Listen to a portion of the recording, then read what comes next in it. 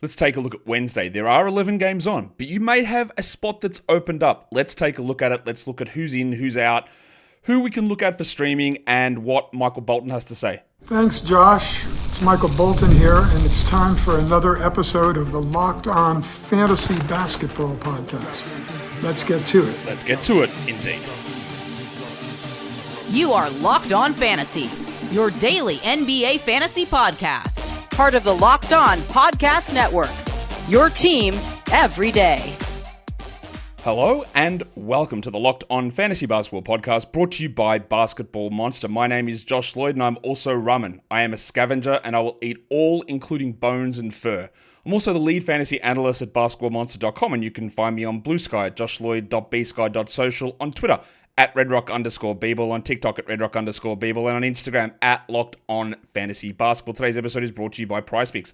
Download the app today. Use the code LOCKEDONNBA to get $50 instantly when you play your first $5 lineup. PrizePicks, run your game. Check out LockedOnDaily.com. Newsletters, free. Inbox, 5 days a week. This show's also free, so you can thumb it and bang it and double bang it and audio and video and comment and subscribe and, print out screenshots and put them under your bed, under your pillow even. That might be nice. And if you've got a shot of a screenshot of me on your pillow, please tweet it at me. I'd love to see it. We're talking about Wednesday's games. There are 11 games on. For a lot of you, this will not be a streamable day. For some of you, it will be. And, I don't know, it's worth just talking about anyway. It is National Stretch Mark Day today, so celebrate your stretch marks, I guess. Just bringing awareness to stretch marks. Not that we don't know they exist. Not really sure of the purpose of the day. I guess it's acceptance. It's a natural occurrence. I guess that's what it is. Anyway, maybe I should look it up a little bit more. Let's take a look at the schedule-based things that we look at into this day's worth of action. We did get another out for the season notification. This one, I think, it seemed like relatively obvious that it was going to happen. It's Corey Kispert. Not that anyone should care, obviously. But he has a torn thumb ligament. He was sent back from the road trip to Washington. They're obviously not playing for anything. This is going to mean you're going to get Colby Jones and Jalen Martin and AJ Johnson. Kispert has been incredibly disappointing again. This is usually his time to shine, though. To be fair, he does nothing all season. They shut a bunch of guys down. He has 20 points with 3 threes for 3 weeks, and people think he's good. But he doesn't even get that opportunity to fool people this season. So Kispert is done for the year. Again, this doesn't impact a huge amount apart from opening up a few extra opportunities. And we'll talk about the Wizards in a second in terms of the value of them on Wednesday. But Kispert's season is over. You already know that Trey Murphy's was over and Paul George's. We talked about that yesterday. Still no update on Kelly Oubre or Tyrese Maxey. I think it's coming pretty soon, but we don't have that info yet. Also, just not hearing anything about Kyle Lowry. Again, I've said that he was out for the season for about 6 weeks, but they just don't tell us that. That's okay. Let's take a look at the back-to-back situation. There is one team playing a back-to-back Tuesday into Wednesday. It is important because it is the Cavs, and we've seen them rest a bunch of games because they're in a pretty easy spot. Evan Mobley missed the last one. I don't know if he plays in both. I don't know if Garland plays in both. I don't know if Mitchell plays in both, but that's one we've got to watch. Coming out of the back-to-back, Wednesday to Thursday, there are 5 teams. The Bulls, and Josh Giddey is going to sit one of those games. We're not going to have Lonzo, I'm pretty sure. The Pacers, they already did their rest on Monday, but a couple of their guys are still questionable, so we watch that one. The Lakers, another back-to-back. Luka probably the only risky one there. I don't think Hachimura will be back for any of them, but maybe. The Knicks, lol, and the Kings with Domantas Sabonis injured again. He's probably not going to play both of them, I would guess, but almost certainly not. Also, I would say that's an interesting phrase, isn't it? If I say he's not going to play both of them, what does that mean? Do you think that it means he'll play 0 games, or it means he won't play 2? Because I think you can interpret it both ways. What I meant to say was, or what I meant for that to sound like, and again, I think that it's grammatically correct either way, that he won't play both and that he won't play 2 games. I think there's a chance he plays 0, or if he plays 1, it'll be on Thursday. I don't think he plays Thursday. I think it's more likely he plays 0. Anyway, language, that's English and language put together. I can't even speak the language now. What a weird language it is. Cool. What a great start to the show. The Kings are another team coming in on that back-to-back. Sorry for the unhinged beginning. Let's talk chunky stuff. Between Wednesday and Sunday, which is the entirety of the end of the week, Wednesday we're going to count as a non-streaming sort of day. There's only one team that plays 3 quality games. It's the Hornets. And we are going to get LaMelo Ball sitting a game. We are going to get Mark Williams sitting a game. Miles Bridges is already sitting one of them on Tuesday, so I don't know what that'll mean. And then you'll get the two-way shuffle with KJ Simpson and Damian Bohr and 10 days like Marcus Garrett. It's going to be tough to peg down. Will Tijan Salam be up for all of them? That is hard to know. It is really hard to know. The guys that you feel sort of confident in, but even not 100%, like is someone like Josh Green or Daquan Jeffries, but not Seth Curry. Like he won't necessarily play every game. Nick Smith probably plays each game. Moussa Diabate, I guess, plays each game. It's gonna be difficult to figure that out though. There are a bunch of players who are available in a lot of spots though who played 2 quality games across those 4 days that we're looking at. Jose Alvarado, who's got an opportunity opening up. Now, I don't know that it'll be him or Bruce Brown or Jordan Hawkins who starts in place of Trey Murphy. But we have a general rule, one of our many million general rules that we have, is if somebody gets injured who isn't a point guard, who isn't a center, then those minutes and touches usually get distributed amongst 3, 4, 5 players. Trey Murphy was playing the 2, he was playing the 3, he was playing the 4. So yeah, Zion's doing his thing. That's not really going to change. But Olynyk does a little bit more, Brown does a little bit more, Makovic does a little bit more, Alvarado does a little bit more, Hawkins does a little bit more. They called up Keon Brooks Jr. There's Jamal Cain. There's Antonio Reeves. I don't know if I said Hawkins. There's Bruce Brown. There's a million different guys that can get just 3, 4 extra minutes, 5 extra minutes, a couple of extra touches. Very rarely in those cases where it's a 2, a 3, or a 4 do we do 1-for-1 swaps. Very rarely. It could be Alvarado starting. It might not be. It could be Brown, could be Hawkins. I think they're the 3 options. And I don't mind trying Alvarado and Hawkins. Alvarado is a far better fantasy player than Hawkins, though. But he's worth looking at. Trey Jones with Lonzo Ball not returning. Giddey maybe not playing. I don't know. He probably does, but whatever. Jones has got value unless Ball returns, and then we'll see where it goes. I've got the 2 Pacers guys there, Andy Nembhard and Aaron Nesmith. Mainly just because of the volume and the possibility that Halliburton doesn't play one of them. Possibility. And then this is Julian Champagny, not Justin Champagny, who I don't really know what to do with the Wizards at this point. They are going to be a frustrating team because I'm not sure if you're aware, but Wednesday, it's Wizards Jazz. And honestly, the loser of this game probably locks in the number 1 lottery odds or close enough to it.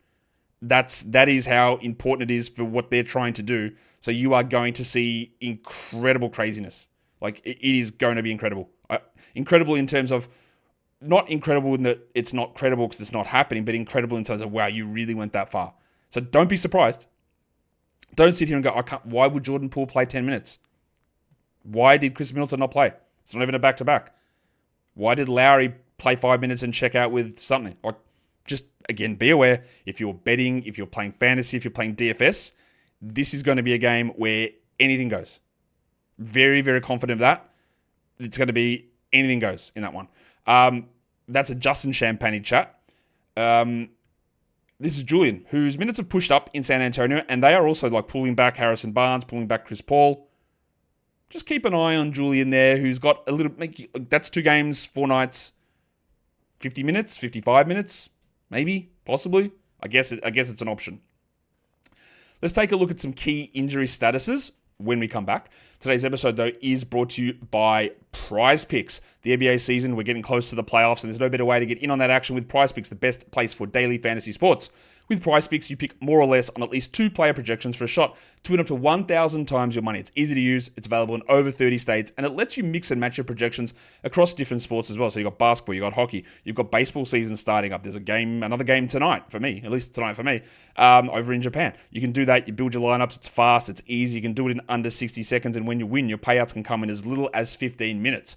So download the app today and use the code LOCKEDONNBA to get $50 instantly after you play your first $5 lineup. That is code LOCKEDONNBA for $50 instantly after you play your first $5 lineup. Prize Picks, run your game.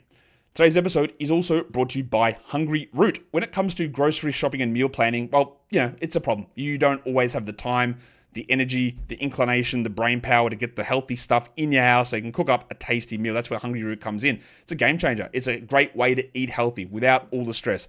Hungry Root is like having a personal shopper and a nutritionist all in one neat little package. Every meal is ready in 15 minutes or less. Quick, healthy meals that actually taste great, delivered straight to your door. It's a huge time saver. It makes healthy eating so much simpler. So if you want to be a rooter, you're going to love Hungry Root as much as I do.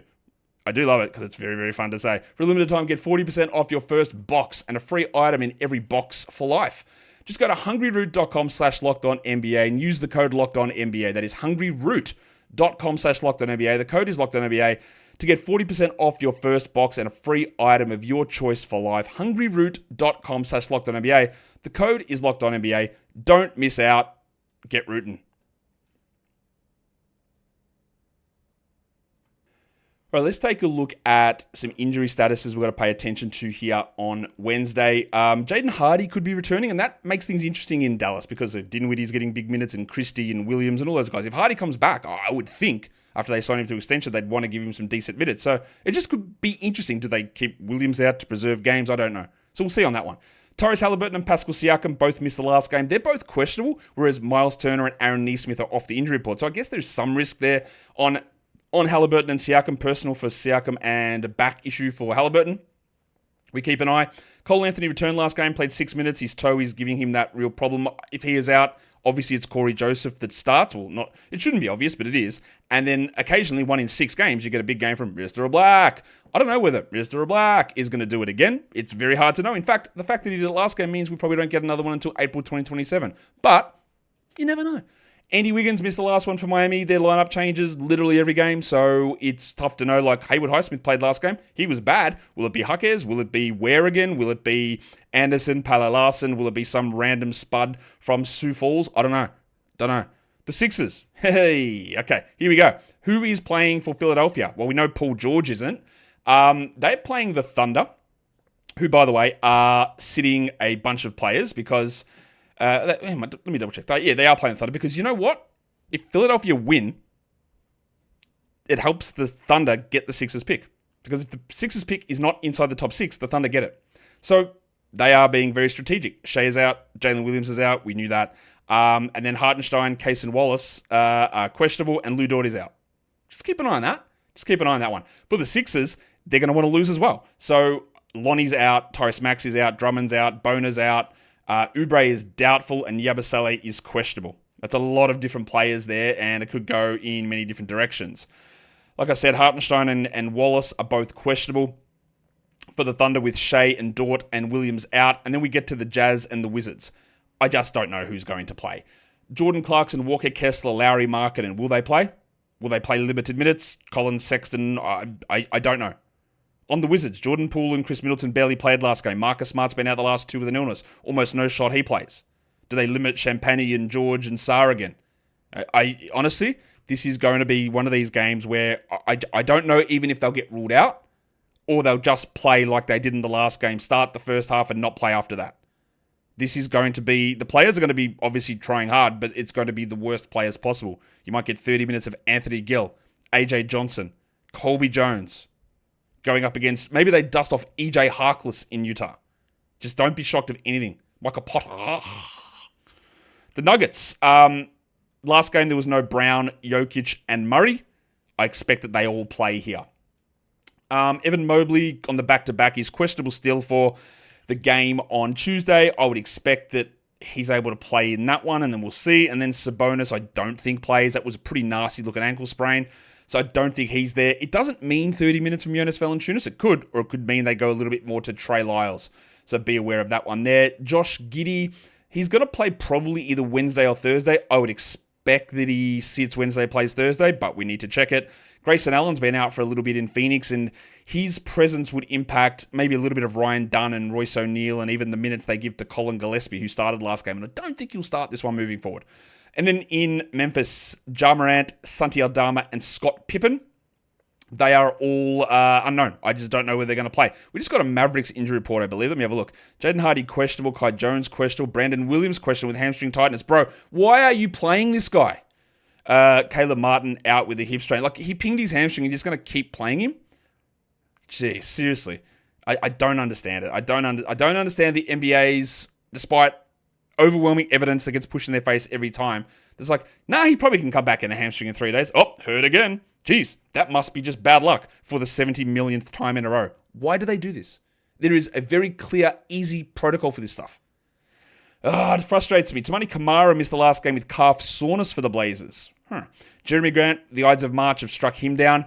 Are they just going to sort of cycle 1 or 2 guys out every game so that we can get minutes into Matisse Thybulle, get Chris Murray, get Delano Banton playing? Because honestly, you play the 240 game and if everyone's healthy, I don't know where Thybulle plays. I don't know where Banton plays. I don't know where Murray plays. There's not enough minutes. So I do think we're going to get a little cycling sort of scenario happening unless someone like Grant gets done for the year. And it is feeling that way at this stage for old mate Jez.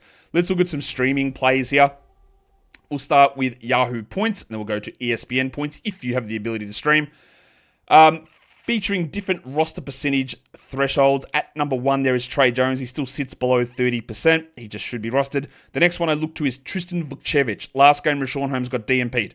Vukcevic is more of the future than Rashawn Holmes. He's not as good of a player as Rashawn Holmes. He's a better future prospect than Rashawn Holmes, and they're playing the Jazz. Could Sarr play 20 minutes and Vukcevic plays 28? I am all in on Vukcevic at this point. In the offseason, when he signed a two-way contract, I said, all right, they'll keep him on the two-way. End of season, they might convert him, but he is going to have run at the end of the year, and we're going to get numbers out of him. Bang. I think we're there. I don't know. Kevin Huerter is definitely worth using with Giddey likely out. Jared Butler with everybody out in in Philadelphia. He also might be too good for this, so just be aware of that. Jose Alvarado with the absences, or Trey Murphy in New Orleans. They're missing Trey Murphy, Herb Jones, and DeJounte Murray. And two of those, Murray and Murphy, might actually run into next season. Well, Murray's 100% well. That's a lot, man. That's a lot. Rick Council also on that list, but it could be Justin Edwards. They are very much up and down with how they distribute the minutes between those two dudes. On ESPN, some similar names there. Trey Jones, Vukcevic. Fanapants Kevin Huerter gets a little bit of a bump there. The 3-point bonus. Jose Alvarado, Aaron Wiggins. And then Jordan Goodwin, who I do like. He's on a two-way. His games are a little limited. The Lakers will be able to convert him, though, so don't worry about that. He will. I don't know if they will, but they can. So when his two-way days run out, they can convert his contract to a full-time rest of season contract, so he can play in the playoffs. So they're not limited in that way. We'll come back. We'll talk Category League streaming, but today's episode is also brought to you by Robinhood. With Robinhood Gold, you can now enjoy the VIP treatment, receiving a 3% IRA match on retirement contributions. The privileges of the very privileged are no longer exclusive. With Robinhood Gold, your annual IRA contributions are boosted by 3%. Plus, you also get 4% APY on your cash in non-retirement accounts. That is over 8x the national savings average. The perks of the high net worth are now available for any net worth. The new gold standard is here with Robinhood Gold. To receive your 3% boost on annual IRA contributions, sign up at robinhood.com/gold. Investing involves risk. Rate subject to change. 3% match requires Robinhood Gold at $5 per month for 1 year. From the first match, must keep funds in IRA for 5 years. Go to robinhood.com/boost. Over 8x the national savings average interest rate claim is based on data from the FDIC as of November the 18th, 2024. Robinhood Financial LLC member SIPC. Gold membership is offered by Robinhood Gold LLC. The NCAA tournament is here, and so is the Bracket Breakdown. Locked On Podcast Network and Amazon Fire TV channels are teaming up to deliver NCAA tournament coverage like never before. Watch studio shows featuring former players and Locked On's local experts as they guide you through every upset, buzzer beater, and bracket matchup. Stream it all for free on Amazon Fire TV channel. Search Bracket Breakdown to see it all for free. It's your team every day. Let's move into some Category League streaming plays now. We'll start with the points and threes grouping. Who can we look at to help us there? We are going to go to Chicago, and this is all that Fanapants does. So Kevin Huerter, there we go. Tristan Vukcevic, he is a shooter. He can block some shots. He can rebound. He is I'd say stereotypical European young big man. A guy that is able to shoot, can rebound, can block shots, can hit his free throws, not bad. He's Washington's Karlo Makovic. Same sort of player. Have they got long-term, big-level starting upside? Probably not. But serviceable rotation guys? Yes, absolutely. And Vukcevic is one of those players. Aaron Wiggins on this list as well. Isaiah Joe, he's going to have a lot of run against the Sixers, against his former team. Jose Alvarado, not the greatest shooter, but I think volume will be useful there. And then Ricky Council is worth looking at for points and threes as well for those deeper formats. Of course, very risky. Assists and steals, I'm going to go with Jared Butler. Even if his minutes do get cut, he probably can still get 6 or 7 assists. He's not a reliable shooter, but we're talking assists and steals here. This is Alvarado. This is where he thrives. Kevin Huerter can also do this too. Alex Caruso is also going to play a role with Wallace maybe out, Hartenstein maybe out. You've got Chet and Shea and Dort and Williams. Although Chet, I think, is scheduled to play. I think his minutes might come down though. Jordan Goodwin is a very good steals guy, solid assist player, very good out-of-position rebounder as well. And then, of course, if he does find minutes, and I think they will, Matisse Thybulle's an excellent steals guy. The reason I don't have him at the top is, again, if Grant and Kamara play, where does he play? How does he get minutes? Over Sharp, over Scoot, over Simons, over Kamara, over Avdia, over Grant? No. It's hard to get enough. But I think some of those guys, especially Grant, won't play. Boards and blocks. It's Tristan Vukcevic party, I guess. I'm not going to keep apologising to Tristan Vukcevic because I put the wrong photo from up yesterday on the monstrous line of the night. So to make it up for him, I'm going to put him on the thumbnail of this video. Apologies to Vukcevic, the best Vooch in the NBA, for that mistake yesterday. Yves Missi, this is the reason you would roster Yves Missi. He's going to do actually nothing else but boards and blocks. So we do it. The next two are incredibly risky. Steven Adams and Mitchell Robinson. Adams because at any point they can just DNP him. I think he played 30 seconds last game. But he could also play 18 minutes, have 14 boards, 8 assists, and 2 blocks, which he had a couple of random times. Mitchell Robinson's risky because he's probably not playing both Wednesday and Thursday. So I think he plays Wednesday and not Thursday, but I don't know. It is risky. I've got Carlo Makovic there. And then I'm going to go with Pig Williams. Now that could blow up in your face as well. But I think that Hartenstein probably doesn't play. I think that Chet gets somewhat limited in a game against the Sixers. Again, they want the Sixers to win. So I think Pig Williams, that's the big Jalen Williams, Vietnamese legend Jalen Williams. I think he's going to be worth looking at. For percentages, this is where Oso Iguodaro comes in. BDNR's bad. Mason Plumlee could be out of the rotation. And Iguodaro is getting like 25 minutes. I mean, Mitchell Robinson again, there's risk there. But he's a field goal percentage guy. And Brandon Clark is a very good field goal percentage guy. For free throws, I'm going Bryce Sensabaugh. I assume big minutes in a game that's going to be disgusting. Milk Jerome, probably worth looking at there as well. I don't think Ty Jerome's hit a 3 in the last week of action, by the way. Just keep an eye on that. I think he's attempted a single free throw or made a single free. Single 3. And then Julian Champagny as well is a good free throw percentage player. Just there's going to be random guys on the Wizards as well. Like I said, Vukcevic is the guy we're looking at. I don't know what they do with Justin Champagny, but keep an eye on AJ Johnson. Keep an eye on Colby Jones. A small eye on Jalen Martin as well. They'll be the key other Wizards guys I think you can take a look at. And that is the end of me taking a look at Wednesday's action. Maybe I'll go take a look at some more stretch marks. To celebrate the day, guys, hit the thumb on the video, double bang it. We'll be back doing a recap of Tuesday's games as well. Guys, keep going, keep striving, keep making the moves, keep up to date with the info, and I hope you have success. We are done here. Thank you so much for listening, everyone. See ya.